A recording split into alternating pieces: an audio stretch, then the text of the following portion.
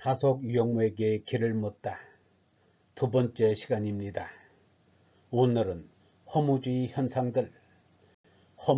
현상들이라는 제목으로 말씀드리겠습니다. 허무주의 현상들. 몇 가지 영화를 통해서 허무주의에 빠진 사람들의 삶의 양태, 그것이 가지고 있는 문제점 등을 살펴보도록 한다. 독일 영화 중 1980년대 초 물의를 일으킨 영화 베를린 동물원역이라는 것이 있다. 이 영화는 13살짜리 마약 중독 소녀의 이야기다.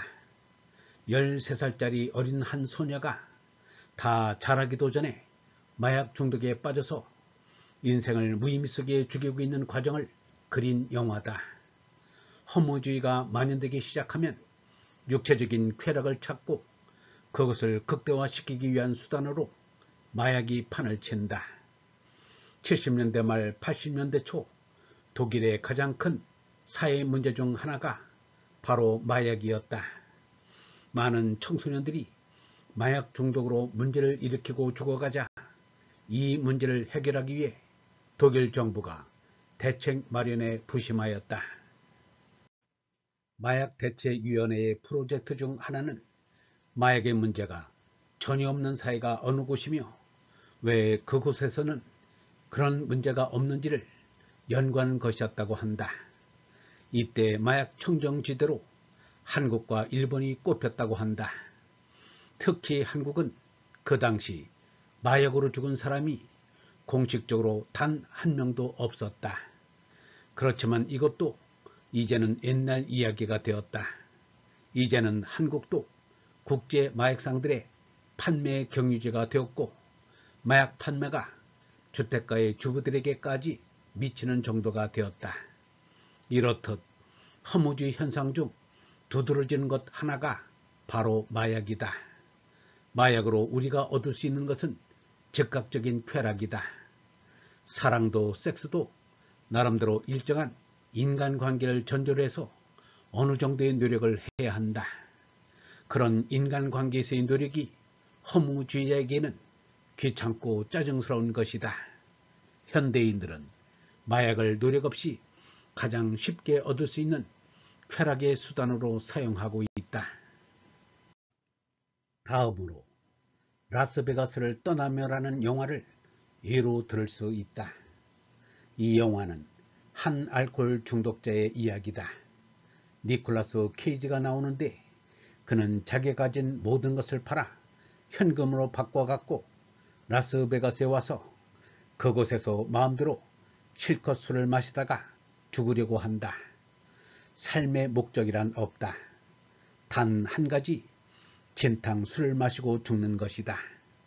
일종의 알코올을 통한 자살이다. 이 두 가지 의미가 없는데 의미 없는 삶의 돌파구로 삼은 마약과 술의 끝은 죽음뿐이다. 언제든지 찾아올 수 있는 그 죽음이 빠르든 늦든 상관없다. 그 죽음까지의 그 기간을 그냥 기다리기보다 마약이나 알코올에 찌들어 자기 자신의 삶을 그렇게 불태워버리는 삶을 택하는 것이다.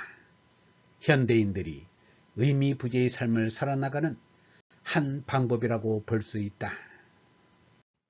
이렇게 허무주의 시대에는 죽음, 폭력, 자살, 광기, 마약, 온갖 중독이 난무한다. 삶의 절대적 가치가 중심이 사라진 이 시대에서 각자는 자기가 알아서 자기의 삶의 목적을 찾아 설정해야 한다. 어디서 그 삶의 목적을 찾아야 하는지 그것이 현대인들을 괴롭히는 가장 난감한 문제다. 의미 있는 것이란 주위에 아무것도 보이지 않고 의미 있다고 생각되던 예전의 가치관, 가족, 친구, 우정, 사랑이란 그 모든 것도 더 이상 당연한 것이 아니다. 이제는 각자가 알아서 의미 있는 삶을 설계해야만 한다. 하지만 현대인들은 그 방법을 모른다. 부족한 소년이라는 영화가 있다.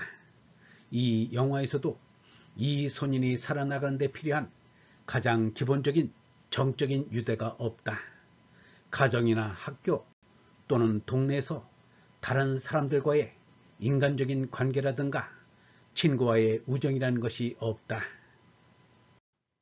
그 소녀는 끔찍한 살인을 저지르기 전 단 한 사람의 친구라 믿고 있던 소년을 찾아 나선다.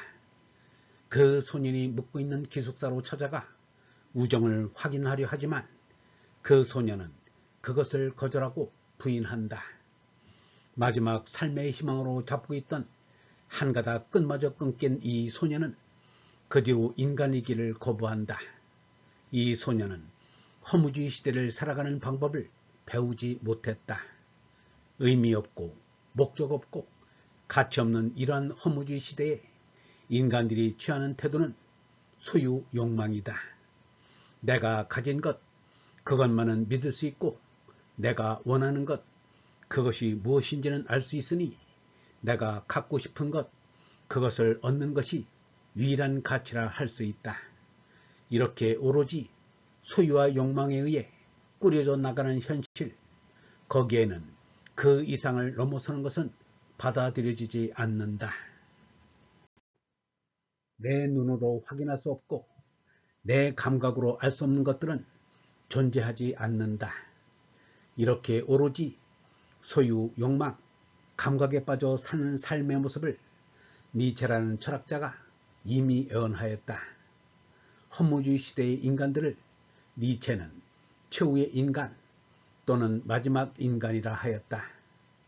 니체의 최후의 인간, 막스 베버라는 니체보다 조금 뒤의 사람은 니체의 사상에 영향을 받아 이렇게 말한다. 엄청난 문화발전의 최종 단계에 기계화된 화석 인간이 나타날지도 모른다. 화석 인간은 정신이 없고 감정이 없는 유격주의자이다. 베버는 인류 문명 발전의 마지막 단계에 정신이 없는 전문가, 감정이 없는 유격주의자가 나타날 것이라고 보았다. 20세기 말 21세기에 들어선 지금 우리는 이런 기계화된 인간을 사방에서 볼 수 있다.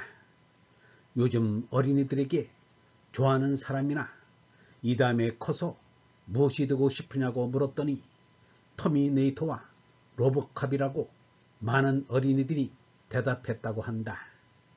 바로 정신이 없고 감정이 없는 기계화된 인간이다. 21세기 우리는 사회보그 시대의 문턱에 와 있다. 이러한 최후의 인간에 대해서 니체는 이렇게 말하고 있다. 인간은 더 이상 가난하게 되지도 않거니와 부유하게 되지도 않는다. 이것도 저것도 다 너무나 거추장스럽다. 누가 여전히 지배하려고 하는가? 누가 여전히 복종하려고 하는가? 이것도 저것도 다 너무나 귀찮다. 목자 없는 양떼 모두 똑같은 것을 원하며 모두 다 똑같다. 다르게 느끼는 사람은 자진해서 정신병원에 간다. 인간은 영리하여 모든 일을 잘 알고 있다. 대낮에는 대낮의 기쁨을 누리고 밤이면 밤대로의 재미를 보지만 건강에도 아무쪼록 유의를 한다. 우리들은 행복을 발견하였다. 최후의 인간들은 이렇게 말하고는 눈을 끔뻑거린다. 이것이 니체가 기술하고 있는 최후의 인간이다. 헉슬리는 멋진 신세계라는 작품에서 이러한 감정이 없는 유격주의자들을 그리고 있다. 거기에 나오는 사람들은 바로 니체의 말처럼 우리는 행복을 발견하였다. 우리는 행복하다를 외치며 그러한 착각 속에서 살아가고 있다. 이것이 우리 사회와 어떤 관련이 있는가? 우리 사회도 이제 그 비슷한 길로 접어들었다.